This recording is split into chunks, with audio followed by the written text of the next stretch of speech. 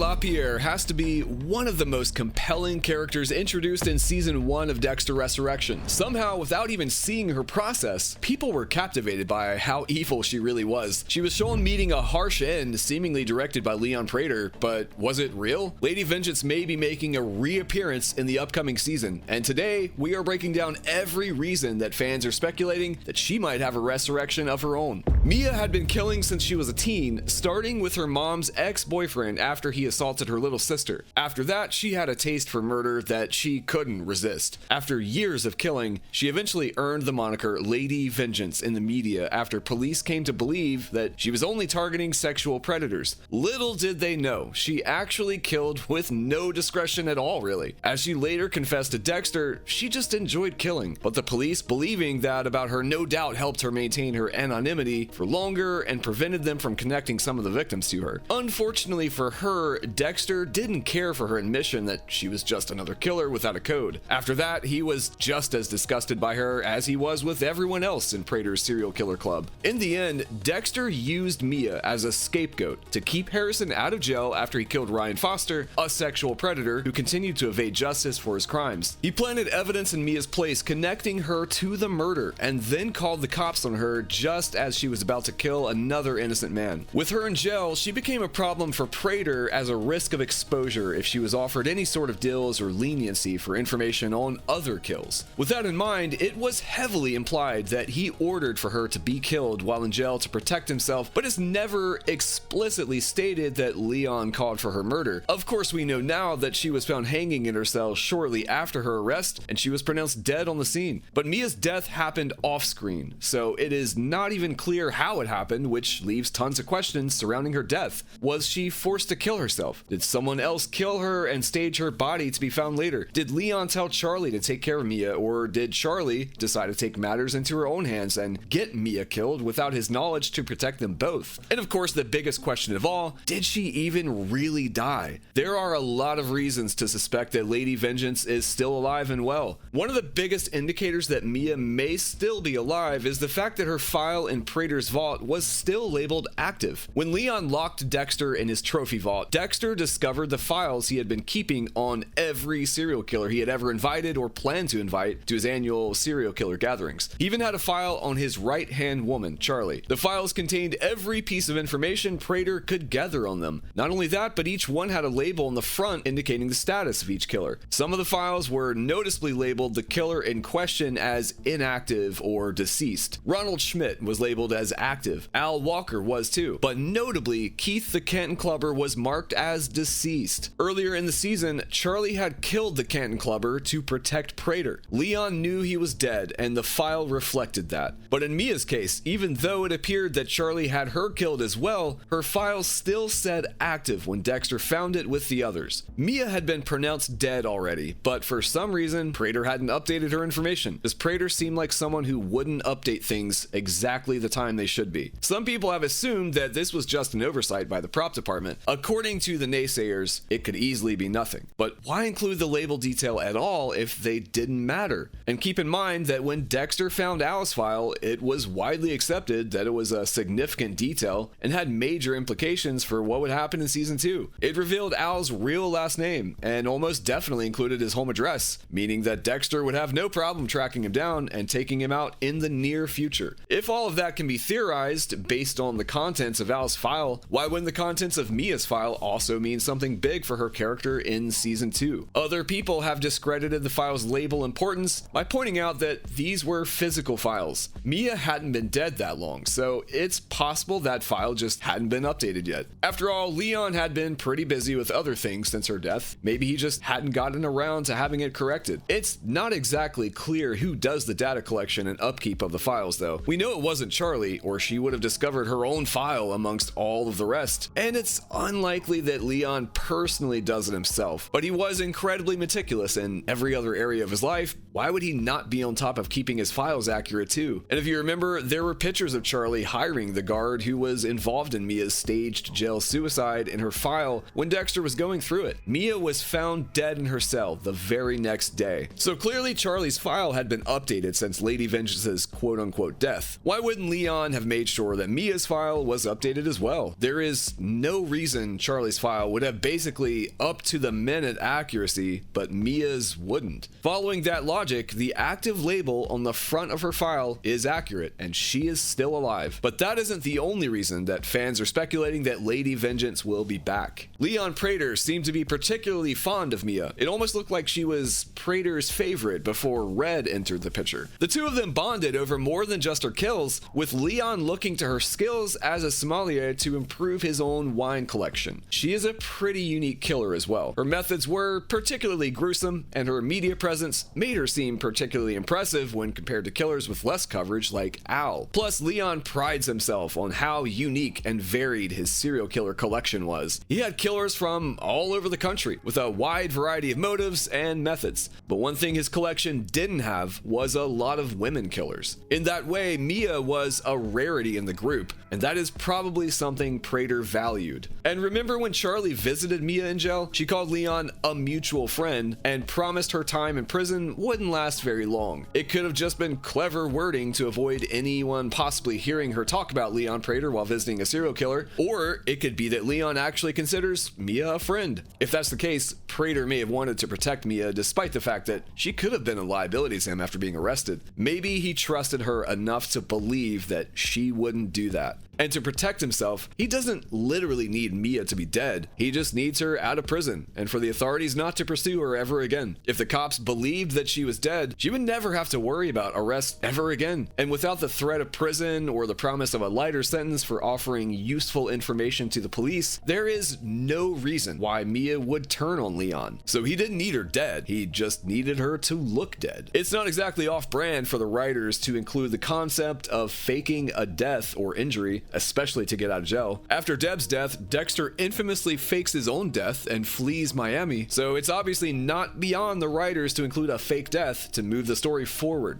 And recall that Hannah McKay gave herself a seizure in order to get the opportunity to escape prison time after killing Sal Price. But Hannah's main mistake was that she was known to still be alive after she escaped the hospital. That meant that the police would continue to look for her and forced her to have to live off the grid and eventually on the run. But Mia was pronounced dead on the scene, completely eliminating that problem for her. With Leon's resources, she could definitely pull off a plan to escape the morgue much more cleanly and efficiently than Hannah's hospital escape. As a billionaire with unlimited resources and plenty of shady connections, Leon was perfectly positioned to get whatever drugs needed to make it seem like Mia was dead. And it's a pretty common plot device in television for characters to use sedative pills or something similar to make them appear dead by slowing their metabolic functions. This could easily be the case for Lady Vengeance. There is also the possibility that they used a body double and smuggled her out of prison without having to drug her at all. Again, Leon has the connections to make all of this possible. He bragged to the group about how he had people working for him at every stage of law enforcement, including the FBI. If he wanted to break someone out of prison, he could get that done just as easily as he could arrange to have someone killed in prison. But there is still one huge reason why the idea that Lady Vengeance is still alive seems incredibly possible right now. It may have seemed cut and dry when Lady Vengeance was initially pronounced dead, but the actress who plays her has hinted that everything may not be as it seems. During an interview with Collider, Kristen Ritter discussed the death of Lady Vengeance pretty openly. She told the interviewer, "I wouldn't count me out yet. We'll see. Maybe it's not the end of this character. We'll see." That's a pretty big tease, and it wasn't necessary to say that at all, especially if Lady Vengeance really isn't coming back. She has also spoken publicly about wanting to return to the series, pointing out how much fun she had while working on the show. Ritter was even offered a small role in the original Dexter series, but had to turn it down due to scheduling conflicts with other projects she was already working on. And Ritter has a long-standing relationship with Dexter's showrunner Scott Reynolds too, after working closely with him on 3 seasons of Jessica Jones. Both Reynolds and Ritter were excited to reunite and work on Dexter Resurrection. With all of the enthusiasm surrounding finally getting her in on the project, it's easy to see why they would want to keep her character a part of the show. On top of the explosive hint Ritter dropped in her interview with Collider, there has also been rumors swirling about a Lady Vengeance spinoff. Unless they plan on just showing her past, it would be pretty difficult to pull off an interesting spinoff if Mia really is dead. Some people have complained that the franchise is being overworked since New Blood, given that the prequel series Original Sin and Dexter Resurrection were released with such a short gap between them. But there is still very very much a hunger for more Dexter. Petitions have even been started to get Original Sin renewed following its cancellation after just one season. The people have spoken, and Dexter is still very much in high demand. With that in mind, the idea of a Lady Vengeance return, or even a spinoff for her, seems more and more likely, which makes the idea that she is still alive incredibly possible too. We will have to wait and see, but as it stands right now, nothing can be ruled out.